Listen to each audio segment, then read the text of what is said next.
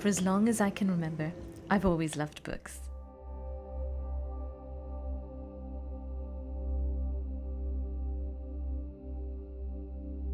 But I don't think I ever thought about writing or growing up to be an author as a child.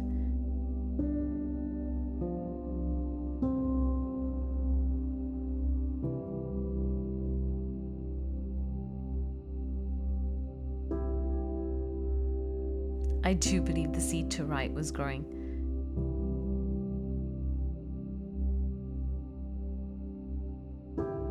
I think for me it began with The Lion, the Witch and the Wardrobe by C.S. Lewis. Oh, how my ears relished when I read the words on the page Turkish Delight. Not because it was a delicious treat, exotic for some, but it was familiar for me. Turkish, as in Turkey, a Muslim country. Muslim, as in me. And when in the book The Lion, the Witch and the Wardrobe, the faun says to Lucy and Narnia, "It is always winter and never Christmas. Think of that." I did. But not quite like Lucy. It was the moment I woke up to the realization. For me, books were my wardrobe into worlds, and the pages the doors I walked through. And in the worlds I frequented, it was never Ramadan, Eid or Eid al-Adha. Never a great journey to Hajj. Where was I or the things that mattered to me in books? We have stories like the story of Musa alayhi salam and his miraculous staff. By Allah subhanahu wa ta'ala's will, it turned into a great snake that gobbled the snakes of Pharaoh's magicians. Or what about Sulaiman alayhi salam? He could cover a month's journey in a single morning because Allah subhanahu wa ta'ala gave him the command over the wind that blew gently.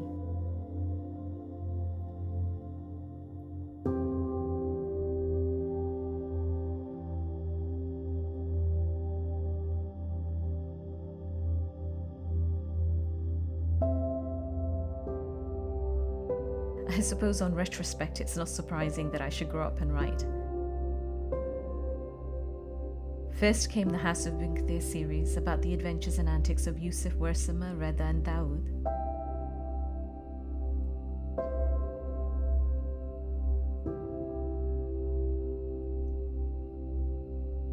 Then came an Andalus adventure, a historical fiction. By the time I was a teenager, I loved history. I was fascinated by the human condition of what life was like in the past. One of my earliest memories at school was learning about the Romans and the feudal systems of Europe. I grew up in Wales, and in one place that I lived at one time, it was historically known as a coal mining town.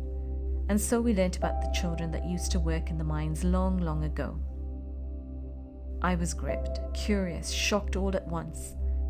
So by my teens, I found myself reading fiction inspired by the past, whether swashbuckling adventures of bygone worlds to reading about tamer lives like those in the classics of Jane Austen. But always, there was something missing. Some inner longing and yearning to find myself in the values I hold dear in the pages I turned.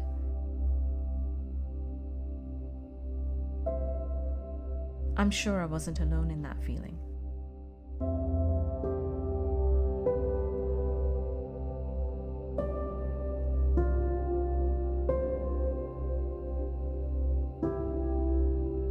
So by the time I grew up, I closed another book to begin another, a new chapter.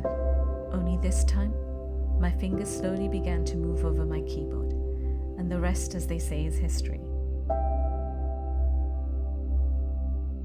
My name is Ehsan Jalali, and my books are a space for Muslim kids to own their voice, to lead the adventures and celebrate who they are.